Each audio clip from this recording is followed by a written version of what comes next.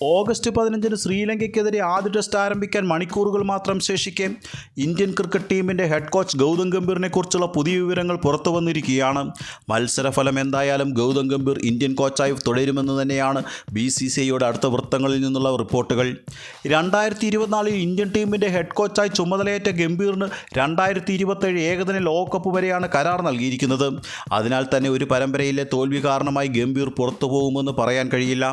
എന്നാൽ ഗംഭീറിൻ്റെ കാലയളവിൽ India 2 ICC ട്രോഫികൾ നേടിയെങ്കിലും red ball ക്രിക്കറ്റിൽ മോശം ഫോമിലാണ് എന്നുള്ളത് യാഥാർത്ഥ്യമാണ്.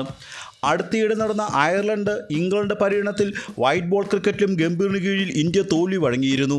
ടെസ്റ്റിൽ ബംഗ്ലാദേശിനോടും വെസ്റ്റ് ഇൻഡീസിനോടും അഫ്ഗാനിസ്ഥാനോടും നാട്ടിൽ വിജയിച്ചെങ്കിലും ന്യൂസിലൻഡിനോടും സൗത്ത് ആഫ്രിക്കയോടും തോൽവി വഴങ്ങി പരമ്പര നഷ്ടമാക്കിയത് വലിയ നിരാശയാണ് ഇന്ത്യൻ ക്രിക്കറ്റ് ആരാധകർക്ക് സമ്മാനിച്ചത്.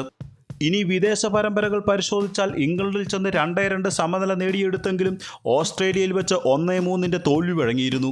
19 മത്സരങ്ങളിൽ 7 വിജയവും 10 തോൽവിയും 2 സമനിലയുമാണ് ഗംഭീറിൻ്റെ നേട്ടത്തിലുള്ളത്. ICC വേൾഡ് ടെസ്റ്റ് ചാമ്പ്യൻഷിപ്പ് റാങ്കിങ്ങിൽ 5-ാമതുള്ള ഇന്ത്യക്ക് തുടർന്നുള്ള എല്ലാ മത്സരങ്ങളിലും വിജയിച്ചെങ്കിൽ മാത്രമേ ഫൈനലിലെത്താൻ കഴിയൂ. നിലവിലെ ഫോമിൽ അത് ഏറെക്കുറെ അസാധ്യവുമാണ്. ഗംഭീറിൻ്റെ കോച്ചിങ് കരിയറിലെ തന്നെ ഏറ്റവും മോശം അധ്യായമാണ് സൗത്ത് ആഫ്രിക്കയോടും ന്യൂസിലൻഡിനോടും നാട്ടിൽ വെച്ച് ടെസ്റ്റ് പരമ്പര സമ്പൂർണ്ണമായി അടിയറവ് വെക്കേണ്ടി വന്നത്. നീണ്ട 36 വർഷങ്ങൾക്ക് ശേഷമാണ് ഇന്ത്യ ഒരു ടെസ്റ്റ് മത്സരം നാട്ടിൽ വെച്ച് കിവീസിനോട് തോറ്റത്. മാത്രമല്ല ആദ്യമായിട്ടായിരുന്നു ഇന്ത്യ ന്യൂസിലൻഡിനെതിരെ ഒരു ഹോം സീരീസിൽ തോൽക്കുന്നതും. ശ്രീലങ്കയിൽ ചെന്ന് ടെസ്റ്റ് വിജയിക്കുക എന്നത് ഏത് വിസിറ്റിംഗ് ടീമിനും കഠിനമായ പരീക്ഷയാണ്. ലങ്കൻ സാഹചര്യത്തിൽ താരതമ്യേന പുതുമുഖങ്ങൾ നിറഞ്ഞ ഇന്ത്യൻ ടീം പരാജയം നേരിട്ടെങ്കിൽ പോലും ഗംഭീറിൻ്റെ കോച്ചിങ് സ്ഥാനത്തെ അത് ബാധിക്കാൻ ഇടയാകാത്തതിൻ്റെ ചില കാരണങ്ങൾ ഇവയാണ്. റെഡ് ബോൾ ക്രിക്കറ്റിൽ ഇന്ത്യ ഇപ്പോൾ ഒരു ട്രാൻസിഷൻ ഘട്ടത്തിലൂടെയാണ് കടന്നു പോകുന്നത്.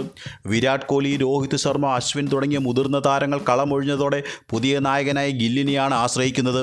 ഈ അവസരത്തിൽ ഗംഭീറിൻ്റെ എക്സ്പീരിയൻസ് ഇന്ത്യക്ക് ഗുണം ചെയ്യും. കൂടാതെ ഇഞ്ചുറി വലിയ പങ്ക് വഹിച്ചതിനെയും BCCI പരിഗണിക്കുന്നുണ്ട്. ദക്ഷിണാഫ്രിക്കയ്ക്കെതിരെ നാട്ടിൽ വെച്ച് നടന്ന പരമ്പരയിൽ ഗില്ലിന് പരിക്കേറ്റില്ലായിരുന്നുവെങ്കിൽ ഫലം മറ്റൊന്നാകുമായിരുന്നുവെന്നും അവർ കരുതിയിരുന്നു.